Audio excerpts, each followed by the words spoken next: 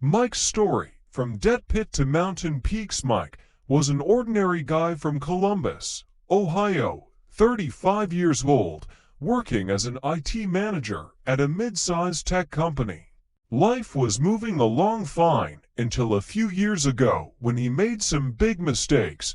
He took out an auto loan for a new SUV, borrowed money for home repairs, and then maxed out another credit card for a vacation in Miami that he ultimately couldn't afford. The debts piled up like an avalanche: multiple bank loans, unpaid utility bills, lingering student loans, and even money owed to friends.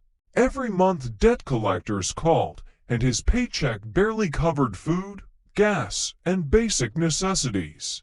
Mike felt completely trapped: sleepless nights, constant stress, and his dream of his favorite hobby, skiing in the Colorado mountains, seemed impossibly far away. He saw no way out because he had no side income or big inheritance coming. But one day, while browsing old books at the local library to save on his Netflix subscription, Mike stumbled across some powerful psychology books. He read Atomic Habits by James Clear, Think and Grow Rich by Napoleon Hill, The Power of Habit by Charles Duhigg, Mindset: The New Psychology of Success by Carol Dweck, and Flow by Mihaly Csikszentmihalyi. From these books, he pulled out 5 key psychological principles. They weren't magic, but they changed his mindset and actions. Mike decided to apply them step by step to climb out of debt. Here's how it happened, and how it can help you if you're in a similar situation. 1. Visualize success and set a clear goal. From Think and Grow Rich by Napoleon Hill. Hill teaches that your brain works toward whatever you consistently imagine. Mike started visualizing every evening. He pictured himself debt-free, with a clean credit score, flying down the slopes in Breckenridge, feeling the crisp air and total freedom. This wasn't just daydreaming. He wrote down a specific goal: pay off all debt in 2 years and save for a season pass at Breckenridge. Action: he made a complete list of every debt amounts, interest rates, due dates, and taped it to his fridge. This turned vague fear into a concrete plan. Tip for you: start visualizing your debt-free life. It trains your brain to spot opportunities instead of hiding from problems. 2. Build tiny habits for massive change. From Atomic Habits by James Clear. Clear explains that success comes from compound small daily actions, not giant leaps. Mike couldn't pay everything off at once, so he started tiny. He cut spending by 10%, no more Starbucks runs, switched to cheaper streaming. He created a habit: put $10 a day into a debt payoff jar, and track every expense in the Mint app. Action: he stacked this habit onto his morning coffee. Right after coffee, he checked his budget. In 1 month, that added up to $300 for his first extra payment. Tip for you: don't try to change everything at once. Pick one tiny habit like reviewing expenses daily and make it automatic. Psychology shows this builds discipline without burnout. 3. Shift from fixed to growth mindset. From Mindset by Carol Dweck. Dweck teaches that people with a fixed mindset see failure as permanent, while those with a growth mindset see it as a chance to learn. Mike used to think, "I'm a loser. I'll never get out."